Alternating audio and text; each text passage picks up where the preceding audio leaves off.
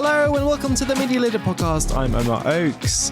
Today's episode comes out on Monday the 17th of June, which is the first day of the 2024 editions of Cannes Lions, the world's biggest advertising industry awards / event / networking jamboree / collection of boats and celebrities.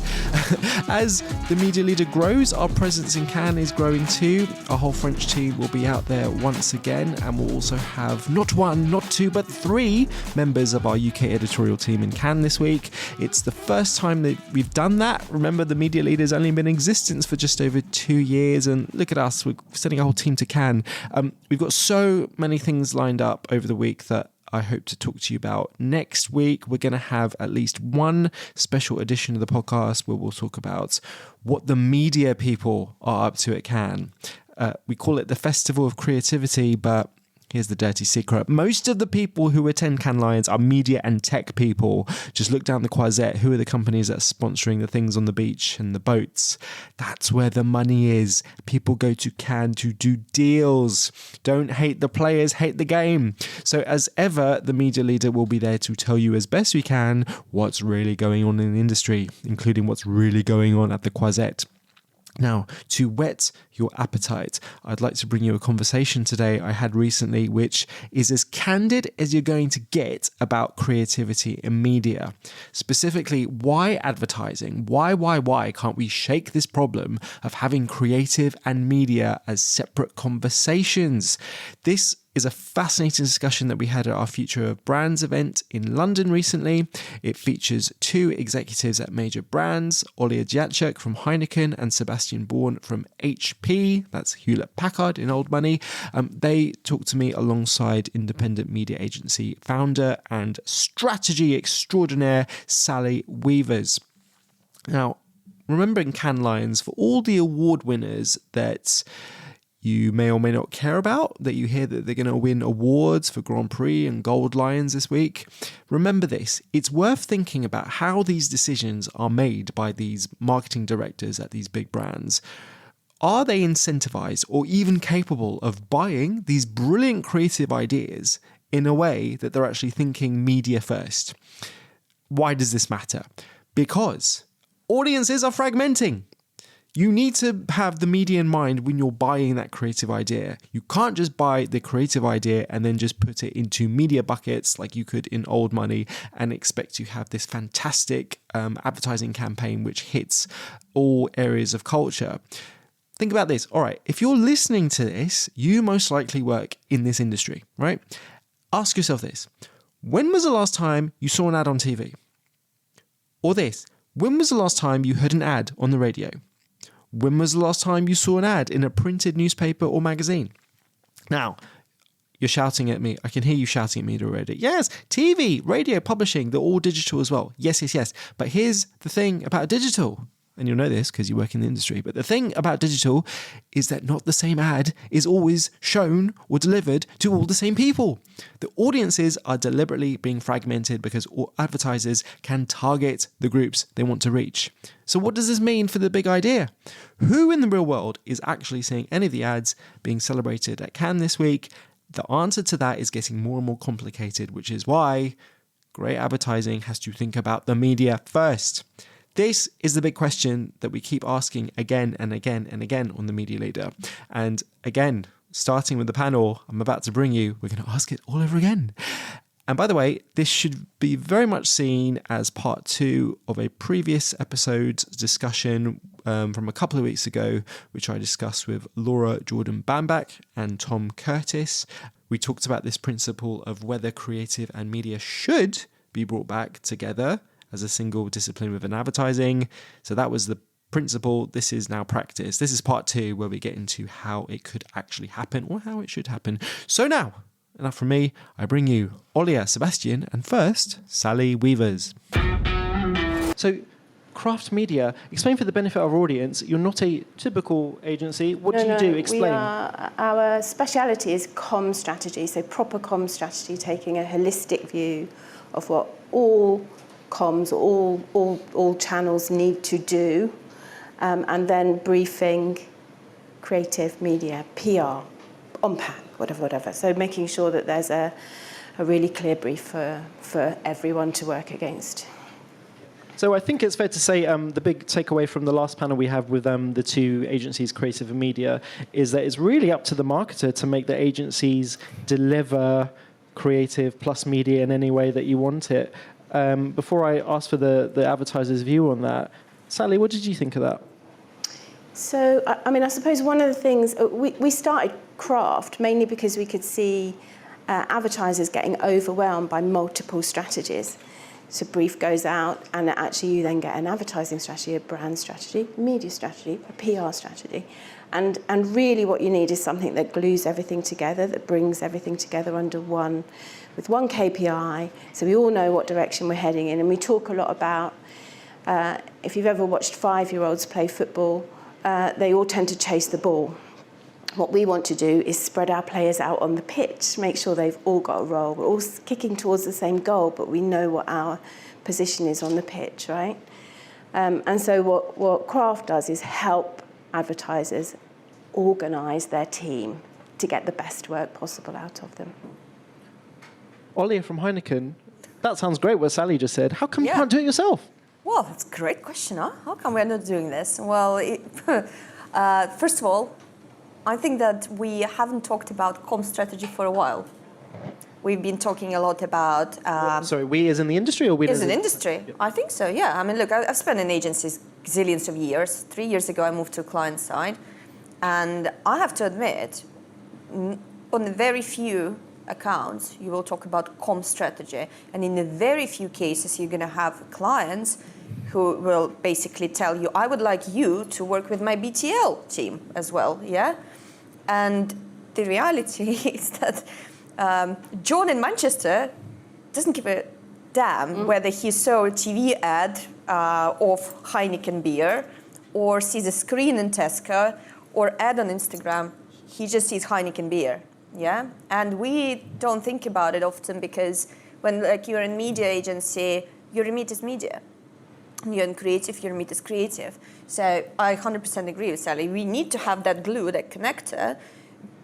But at the same time, where should it sit? Like for me, it's a big question. I mean, Sally has opened an agency to fit the gap, which is great. But then I'm questioning it as well, because I don't know what's the right model, whether we should have that type of talent sitting in our teams within the business because they're going to be closer to business. And because we need to grow capabilities, or should we hire someone to do that job?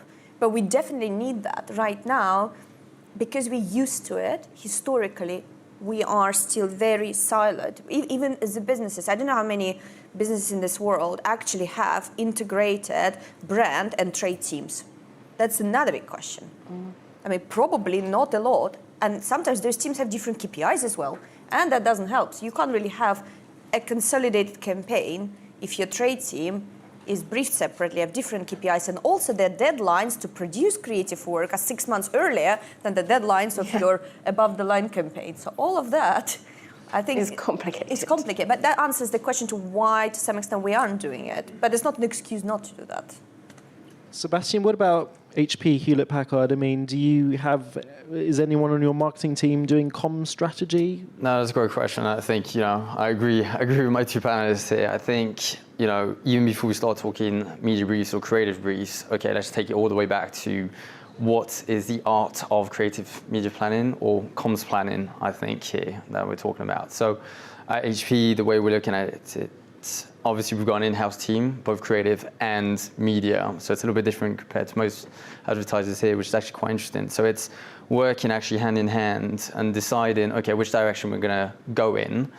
And that's both from the media perspective, so tactics, but also creative. So it's getting everyone around the same table. I think Amy from this morning from Boots mentioned this. I actually get just everyone in the room and say, right, this is a comm strategy, back to Sally's point. And then, okay, so from a media tactics standpoint, we want to do A, B, and C. Creative team, can you work that into your storyline? So at least we get the right formats, because I think everyone in the industry can agree that at some point in their career, they've got the creative assets and they're like, it's not the right format. So. I think that's too late, though. Sorry, just to disagree a bit. I kind of feel like there's a moment After you've done your comm strat, we're all aligned, we all know we're going right, then you need a moment where your creative and your media agencies can chew the fat, right? And that's not... When's that supposed to happen? That has to happen at the beginning, right? Brief lands. You need to, and it takes a time. It's not something that can be done in a 30 minutes Teams call. This is two separate teams talking together properly, debating ideas, debating directions that you could go in. And then you need to be able to take an idea and work with your media agency to blow it out. What happens too frequently is that we've seen creative agencies come with an ad. Here is the ad. Can you do a creative media plan to land this in the world? And it's like, you've given me a telly ad, right? The best I can do is a really brilliant AV plan. But if you come to me earlier in the process with an idea, then I can help you make that bigger and better and more famous, to Laura's point. But don't leave it until you've got an ad that the client loves. Let's have that conversation before any of us have put pen to paper, any of us have actually started thinking about. But I think in addition to that, you can't have just creative and media. You have to have creative, media, BTL. If Yes. needed, you have experiential agency. If needed, you have your PR agency. The trick is that exactly if you don't have comm strategy, those people start fighting. Yeah. And that's not what we want. So how to motivate all the stakeholders on the agency side to collaborate, that's question number one. And I think the only way to do that is consistent KPIs. If we can have PRIPs that are consistent for all agencies, that are focused not just on productivity and how much media agencies saving money versus how good is the one, I don't know, as some sort of test that creative agencies' assets run by, but instead you try and find business KPIs that everyone, or brand KPIs that everyone is prepped on. I think that's the starting point because they're all going to be interested. The second thing, this is why my question is around where the comm strategy should sit in terms of the talent. How much, if you have an external person who orchestrated, really makes a difference versus someone within the business? Because again, we still know there is like the client side, orchestrating agencies versus external agency. Like if it's an agency, there is dynamics always. So I think that's another piece. Shouldn't we have a resource potentially who does that job and connects everybody together earlier in motivated way? And is that something that ultimately a chief marketing officer or marketing director should do, or should it be someone else? It's a bit of a executional job for marketing director, I think, to be honest. I think marketing director needs to drive culture of collaboration. That's the job. Collaborate, move towards the same objective, while, for my opinion, should be someone in the team, in marketing department, who basically becomes that glue. Maybe you disagree. Do you agree that creative and media should be offered as one integrated thing? Or maybe it's a good thing that you have different people with different specialisms who bring something to the table? Debate is great. I mean, or does it depend?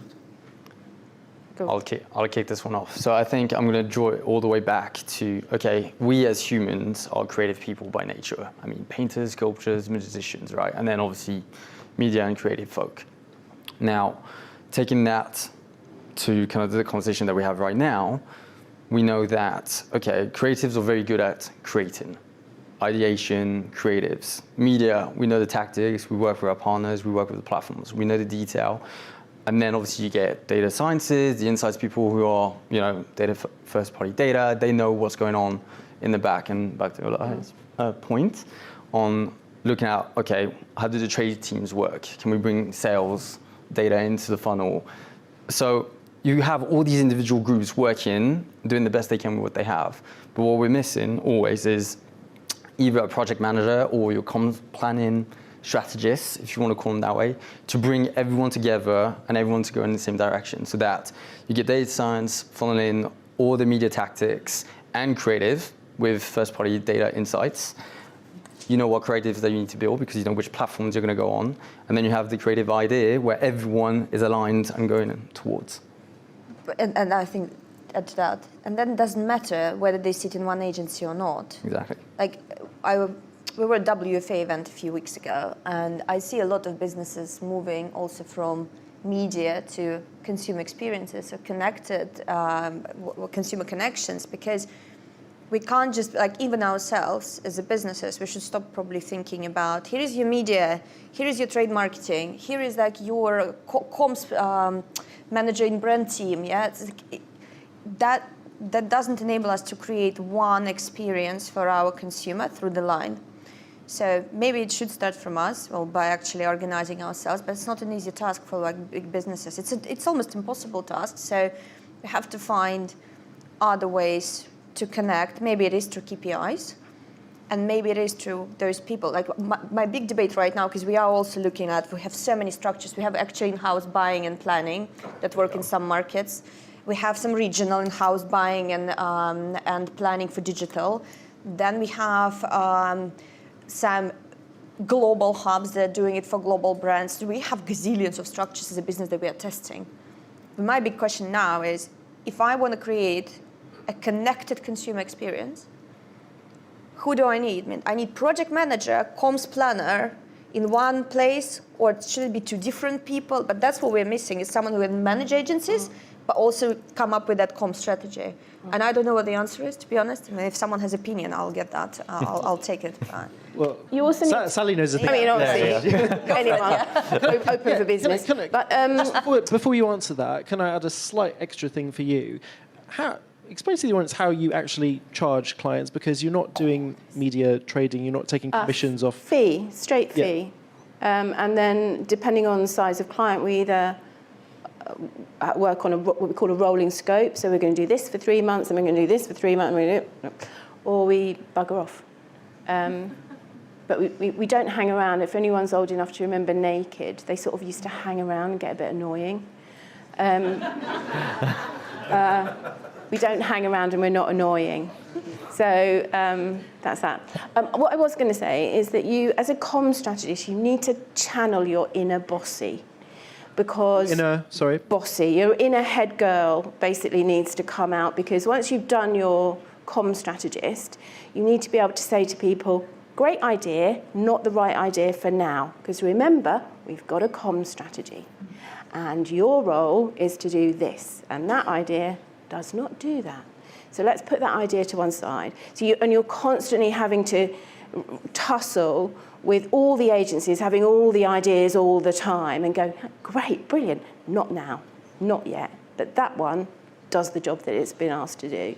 Because I reckon you probably get hundreds of brilliant ideas from all of your agencies, right? You just need your comm strat in place that you can go, what's the right idea for now? But the question is this the one person who does that job, who actually managing this process, but also comes up with comm strategy?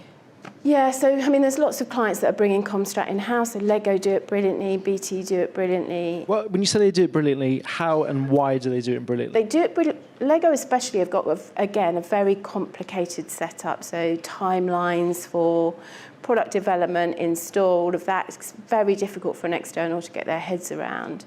But what they will do is make sure that they've just... their brief is absolutely right. They've really thought through the customer journey on the role of every single touch point. And they build the timelines in accordingly. They brief their agencies at the right time. It's a big team that they have over there. And interestingly, it sits as part of their in-house creative unit, not as their media unit. And why is that important? I just think lots of people think Comstrat should be lined up with media. In actual fact, I think there's some creativity to it as well. So, yeah. Interesting. What about on the agency side as well? Are there any agency groups that you think do this particularly well? I'll kick this one off. I think Essence do quite a good job at this, especially because I know they run BT, and obviously BT, you just mentioned it, actually, I think it's a really interesting brand, and the way they bring not only all their audiences, because they have multiple audiences, plus the campaign that they're running right now, where they're running completely different assets for the audiences on different platforms, I think is very well executed, but I think the comms planning behind it is really interesting to see it, just in the wording that's being used, so the creativity in terms of the assets, but also the way they're maneuvering across all the different playing fields that they're in. So yeah, so I think that's an interesting agency and brand that's doing it quite well. I think in agencies, a lot depends on people who work on the business. Don't think there is an agency who do it well. I think there are teams who do it well. So I know in Omnicom, there's been quite a few teams, including a team like Daimler, has been great in collaborating on creative and media side. But it heavily depends on the team, I think on the leadership, because transparently, I also know teams across agencies that's supposed to be working together because they're part of the same group, but it's an ongoing competition for whatever reason, including leadership. Yeah, I think leadership needs to drive collaboration. That's number one. Consistent P&L needs to drive collaboration. And P&L is always separate. And that stops a lot of agencies, I think, from actually having a bit more aligned approach on servicing clients and actually having one point of view and point of contact as well for clients. So in essence, are you saying it's the holding company model that's partly at fault here? I think so. I think it's at fault. I believe we've been talking for 10 years about the fact that holding companies need to bring creative and media together. Yeah, well, in some cases they did, in some accounts. In other cases, they didn't. But then I also think it's important to remind that every business and advertiser is structured differently. So as a result, the model that agency proposes is a reflection of what client has, often what client asks for, which doesn't get challenged enough from my point of view. I think we still have a culture of servicing and serving, rather not servicing, serving and responding rather than challenging more businesses. I'd love to be challenged more. Lee from Dentistry there with Jazz, who knows that when I was in the UK, I would ask for it. Please challenge, please ask, tell us what we can do better. Because I don't believe that one holding model is the best model for everyone. It works for Coca-Cola because they have centralized budget, well done, but it's not going to work for McDonald's, who has decentralized budgets. Also, I'll just jump in there. I mean, back to your point around the opcos. I mean, we've seen back over the past 6 months, like all the opcos are merging. You've got Essence Mediacom that's just merged. You've got, what's the latest one? IPG with Kinesso and all these guys going in. So everyone's merging all data, creative, media, all together. Tech, exactly. So quite interesting. Or buying tech to bring it in. Buying tech to bring it in as well, yeah, exactly. But again, it's a lot of acquisitions, mergers and acquisitions, but for me, the key is how you bring those businesses together. Like with any merger and acquisition, you have obviously commercial aspects, but then you have your cultural aspects, because startup businesses moving into big global organization going to have challenges. And then 3, how you then are bringing P&Ls together and actually make sure your people collaborate, how you create processes, capabilities in place to enable them an effective collaboration to service the business. Yeah, I think that spot on, really. I think it's how is your client set up and how do you build a team around it? Because, for example, we're in-house, but we still need very local needs. But we don't have an EMEA team. We've got a global, one house doing everything, and then local elements. And agencies are scratching their heads saying, oh, well, actually, we're not used to doing this. We're used to either proper centralized, regional, or local. But this weird kind of like in-between thing, it's very complicated for them to wrap their head around. Yeah. And being flexible is, I think, a key. And of course, the reality, sometimes if you're a global client, you just need to work with an agency group that has agencies in different offices around the world where they can talk to your regional teams. Yeah. There is one thing that we've not mentioned, which is collaboration. Collaboration takes time, as I said quite earlier. And actually, margins on both sides of the fence have been absolutely squashed over recent decades, right? So we've got media agencies and creative agencies not showing that much profit, right? So there needs to be a way of paying for it. So I would say to clients, if you want your agencies to collaborate, that has to be part of the scope of work. It has to be part of the fee, because otherwise agencies are simply going to look at what's the most efficient way that I can run this business, and that isn't working collaboratively. Well, I think there is 2 parts to that. Yeah. Number one is, I'm not sure to which extent I agree with the fact that creative agencies' margins are squeezed from my point of view, but I don't have the numbers, but my feeling is that media agencies will be skewed significantly more because of just the nature of procurement, and the fact that we are always talking about productivity mostly when we're running pitches, etc. Yeah. Number two, I do think there is actually very easy ways to try and create that collaboration, because in most of cases we are having agency evaluations. Yeah, if you work with big networks, you have annual agency evaluation or biannual, and you can have questions there around collaboration between agencies that then reflective of their PREP and reflective of the bonus that they're getting.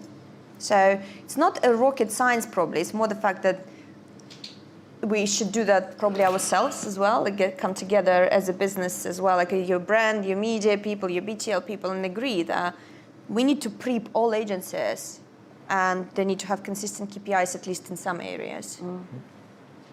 So what does this mean so we talked a lot about how an advertiser might organize their creative and media people together in different ways. What does it mean for the actual brand? I mean, we're here at Future of Brands. In an ideal world, how do you think it's going to get brands better at doing the business of marketing? What's your prediction for what should happen versus what will happen? Sally, you're smiling.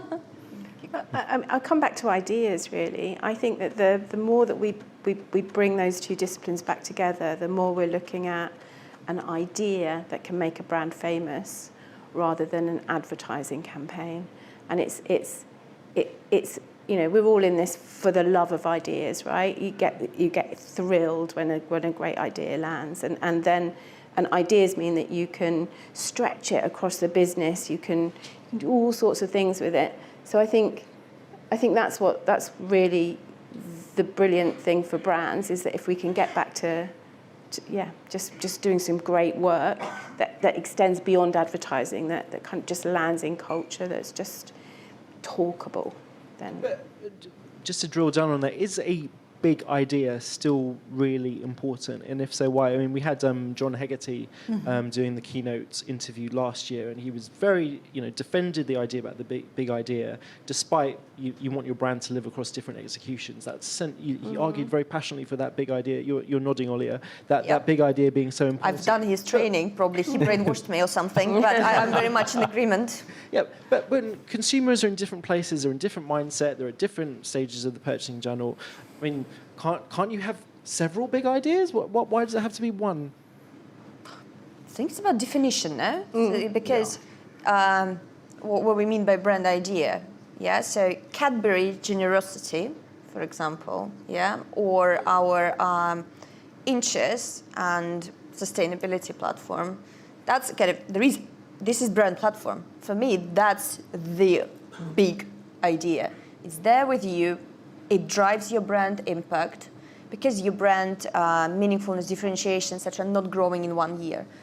Executions are a different story. Campaigns are different. Exactly, because then on the back of it, Inches has a taste campaign. Inches has actually a brand campaign that speaks about sustainability and plant partnerships, etc. So to me, the big idea is that platform that excites everyone, but then it also has such a great anchor to come up with those executional campaigns that can stretch into different touch points. But without good idea, I don't think you can get anywhere, because your brand needs to stand for something. And actually, I think System 1 and Mark Ritson keep raving about the System 1 research, and actually I think it's incredible methodology personally. But within that methodology, they clearly say that sometimes the executions can be super simple to show people beautiful drink that makes them thirsty, that's going to drive great ROI and sales. But still, it's going to be done in a way that ladders back to your brand and what it stands for and how it looks, etc. So to me, I think the idea is there. It brings people together, even agencies, because they want to deliver something great together. Big and small, right? It can be a small client as well as a multinational. Yeah, because I do wonder whether maybe we, for various reasons, we overly complicate things in this industry. And sometimes doesn't your brand, your marketing strategy, your advertising, particularly if you're a big household name brand, it doesn't actually need to be that great of a big idea. You just need to be constantly reminding people that you're there. Yes. But that's not going to win a creative director any awards. Well, actually, I don't know. I disagree with that, actually, on the sense. So your initial question before was, okay, what's the future looking like? Okay, well, I think we can all agree here that we've got AI, we've got automation from a media. I'm going to bring you back into media since that's my background. Obviously, we've got AI automation breathing down our necks. Like everyone's like trying to figure out. How's it breathing down your neck specifically? In the sense that it's there and it's right at the beginning. So it's very nascent and everyone's trying to figure out how best to use it or how to use it full stop, which I think is the best time to experiment and test. So to bring it back into this conversation, it's AI, the way we're using it or the way I would like to use it is it's going to remove a lot of the grunt work out of the system, hopefully. And so that's going to do two things. One, it's going to free up, fingers crossed, time from our media teams and creative teams. Secondly, it's going to bring a whole new skill set into the pipeline. So new skill set, new ideas that we can test, ideas that have never been tested before because we just didn't have the tech and the infrastructure to do it. So for me, my POV and my future is like, okay, leveraging all this AI, new ideas, let's stress test them. Oh, is there a better way to do it? Big or small, can do both. And we can do this at scale now. Do you see AI being a big impact on future brands, the work that you do going forward? I think it's clearly it's here to stay more than metaverse. Let's be honest, because I remember that one as well. And the most buzzword and the gazillions of emails you get people asking you about it. It's here to stay because it has if you look at the evolution of technology, like in the world, everything that quickly finds practical use case becomes adopted. Metaverse, I think, had less practical use cases. AI has very clear efficiency play, productivity play. Like my point of view is, I don't think AI will never be the one to create ideas. The ideas are going to be done by humans. Yeah. But what AI can do is help me to take my Heineken silver idea that I've got and master assets produced by incredibly talented people and turn it into 60 opcas, adapted, localized, and translated creative across another, 20 platforms in bloody 5 minutes instead of me paying gazillions of cash and waiting for 6 months and approving those as well, on emails, actually, not even on mobile. I mean, that's a whole next level, yeah? So I think that's what AI is going to do. It's going to practically probably make our life easier, as you said, to free up time for higher value tasks, Exactly. which are around strategy, which are around planning, and also I hope, which we don't talk much about, if we use AI somehow to find a way to measure success better, Yes. because we have so many challenges with consistent measurement of media impact and creative impact on brand, on short and long-term sales, BTL, sustainability, retail, attention, God knows what else. So I think there's a huge area there that we can actually explore to see how that can be done to speed up process and connect the dots. Sally, I'm going to give the last word to you. And by the way, we didn't plan on talking about AI. It just happened. Always. You and Jen, your business partner at Croft, you must be thinking about how you're using AI. You must be doing experiments. Yeah, we are. We've actually got a meeting this afternoon, but we're already incorporating it into mundane tasks. So how do we use it to just speed up some of those things that have taken weeks previously? Such as? Can you Slides, say? PowerPoint slides, yeah? Well, Excel. things like competitive reviews, things like, just making sure, just basic data crunching. We'll use AI for that. Interesting. Hope you enjoyed that. I certainly did. Thanks very much. Thanks again for listening to the Media Leader podcast. If you like what you hear, guess what? You can read our stuff at our website, themedialeader.co.uk, where you can sign up to our daily newsletter in the UK of analysis, opinion and commentary about what's going on in media and advertising. You can also find us on YouTube. We are posting video interviews and clips from our live events. And don't forget to check out our LinkedIn page, which is often a very interesting way to see what people in the industry are saying about our articles and the issues we write about. Anyway, get back to work. Catch you next time. Bye-bye.